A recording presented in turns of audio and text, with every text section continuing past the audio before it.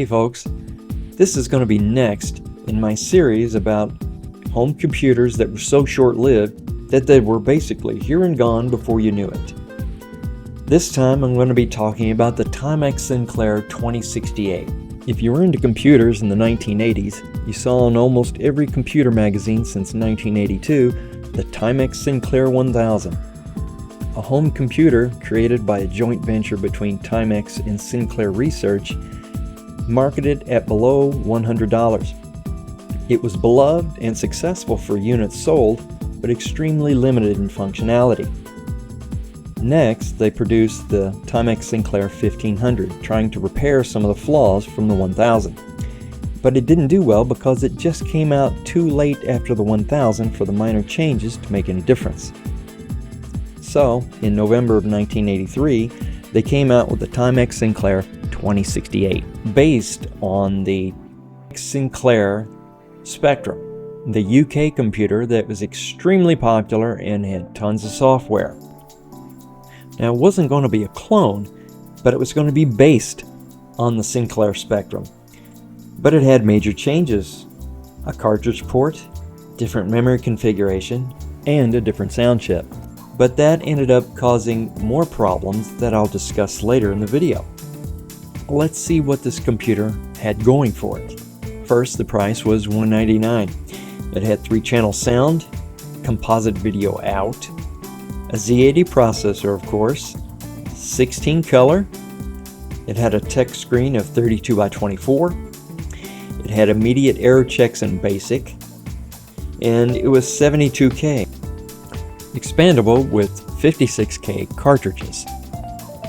It had an improved keyboard, but it still had the difficult to use single key entry for commands in BASIC. Regarding peripherals, 3 are mentioned on the box. On the front, since it comes with a free cassette with programs, they mention the need for a data recorder. Or you could get the TS-2020, which was simply a cassette recorder in a matching silver. On the back of the box is shown the Timex Sinclair 2040 printer in a matching silver case, but as far as I can tell, it was only produced in the black case. The last item was the Timex 2050 modem, and it was supposed to be released in November of 1983, but Timex left the computer market before they got the first shipment. Westridge Communication, the company that produced it for Timex, released it under their own name as the Westridge 2050. One last item of note was the planned 2060 System Expansion Unit, seen here in the photo. It was to turn the 2068 into a full-fledged computer, but never went into production, unfortunately. But their biggest problem was the incompatibility caused by the improvements over the original Sinclair Spectrum design. Timex released 44 pieces of software, while others contributed a few, but the Sinclair Spectrum had thousands of pieces of software released. Anything that accessed the ROM was not going to be compatible, and that was a lot of software. Timex did release a Sinclair Spectrum emulator cartridge, essentially a cartridge with a ROM that took the place of the Timex one, and that allowed you to use all of the Spectrum software, but that made your 2068 a Sinclair Spectrum, and all of the upgrades of the 2068 unusable. And remember, on top of it, this was in the middle of the 1983 home computer pricing war. Commodore dropped the price of the Commodore 64 to less than $200, forcing Timex to offer the 2068 for as little as $139 by February of '84. But this price drop was simply not enough. After producing 80,000 units, Timex Sinclair shut down production. Portugal retained the license for the TS-2068 and continued to produce computers and associated products until 1989. But the bottom line is, due to lack of software, incompatibility, and a fight over pricing, the 2068 and the Timex Computer Company itself was another victim of the battle for who was going to take computers into the future. Well, now that we've had a few minutes of the past, let's see what we have in front of us today. This was bought. It was told to me that it was practically unused and sitting in a closet for several decades. So the foam seems to be great. Oh, look, there it is. It's actually in its original plastic bag. That's good. From the look of it, it looks almost flawless. I don't see any scratches. I don't see any dings, no wear of the silver paint. The back looks great. Here is the cassette mentioned on the box with the 3 programs. Hope that's intact. Here we've got the interface box for TV. We've got the power brick with the cable attached. We've got audio cables. I'm sure that's for the cassette player. Hook that up with.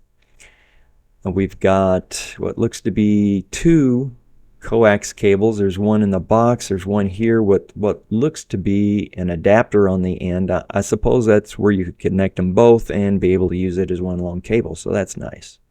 Taking a closer look at it, the keyboard, although it's a membrane keyboard, it feels pretty good.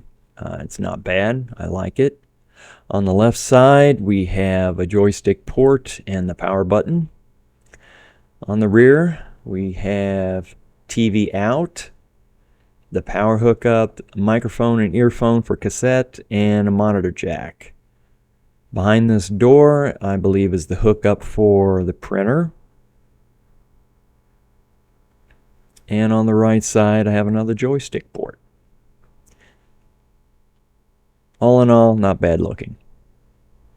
Well, the computer's hooked to power, and I have composite out hooked to the back of this old Samsung TV, so let's turn this on, see what happens.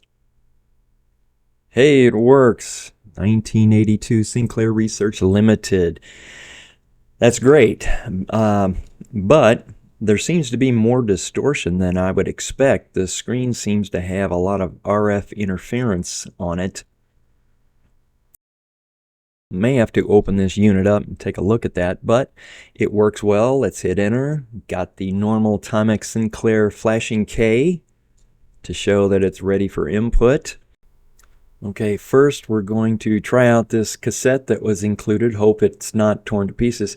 We're going to use a decades-old Radio Shack cassette player I've had that's never failed me, and it's in a matching silver. So let's hook this up. Ear and microphone here. Since again I have a computer that did not have a manual with it, I went online to check the volume and tone setting controls for the cassette player. It said to set the tone to high and the volume to 3/4, and that's what I've got set here now. Well, the cassette label says to key in word load, and I believe it's supposed to be quote, T-type, end quote. Let me see. Boy, this is quote. This is taking forever. I can't remember this. T-type and end quote. There we go. Now I'm going to hit play on the cassette. Hit enter. Now supposedly when the cassette sees a program, first you may see a border color, and then you should see some alternating, I believe it's green and red horizontal lines. So let's wait and see what we've got. There's the border, and it's green and purple, I guess, horizontal lines. It sees the name. If it's loading, you'll see, there it is, a much busier horizontal set of lines dancing around the screen. That's the program loading into the system itself. I actually like this. It's a good visual indicator of you loading the program and it not being a mystery since you can't hear it. So I'm going to speed this up since it may be long, and we'll see if we get the whole thing. Okay, and it looks like it made it. Stop the tape. Learning the 2068 keyboard. I could use that right now because, boy, I tell you, my memory of how these entries for a Timex Sinclair are pretty foggy.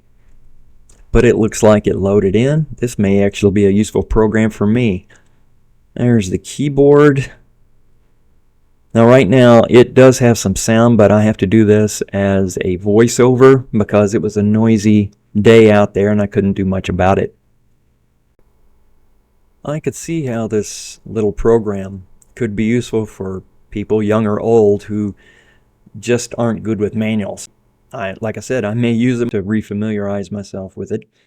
But the other two programs on the tape, the game and the budget program, even on both sides, neither program was salvageable. But I do have one more thing we can take a look at. You know, looking at the box's picture and advertisements, I always assumed that the cartridges you plug in were a lot larger, since they always seem to be sticking out on the advertisements. But apparently that's just so you can see what one looks like. In reality, what you've got is this. I bought a cartridge. It's one of the smallest cartridges I've ever seen. It's cute. But what we do is we open the door, we slide it in, the door closes completely and covers the cartridge. So what we'll do is we'll turn it on and see if this game works. And there's the game. Notice the distortion in the blue screen. It's a little easier to see. And it's a Pac-Man knockoff. Now I'm going to skip over the part where I'm trying to figure out which keys move my guy since I don't have a joystick, and we'll see what it looks like. Now I remember why, after about 10 seconds of play, why you had to beg for buying joysticks. Using a keyboard is just awful. But he moves around. The game's a little fun. I'm sorry you can't hear the sound. Remember, I'm doing a voiceover. But there is no music to this game. There's just some sound from when you get whatever it is, a power pill or something. And there's some ticking in the background that goes faster as the time starts to run out to give you sort of a countdown feeling. And I died. Well, let's let this thing kill me 2 more times. I'm sure it's just 3 people. It won't take long, because actually I don't really know how to back out of the game if it's possible. And here comes number 3, and I'm gone. Timex released 7 cartridges and 37 cassettes.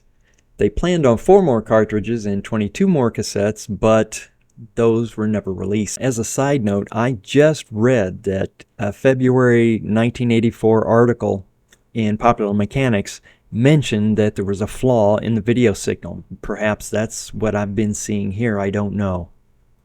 Well, if you're still with me, I hope you enjoyed our mini history and little tour of the Timex Sinclair 2068. I always find it fun to learn something about a computer I never personally got to use when they first came out. Thanks for joining me on the trip. Hope to see you soon in the next video, and thanks for watching.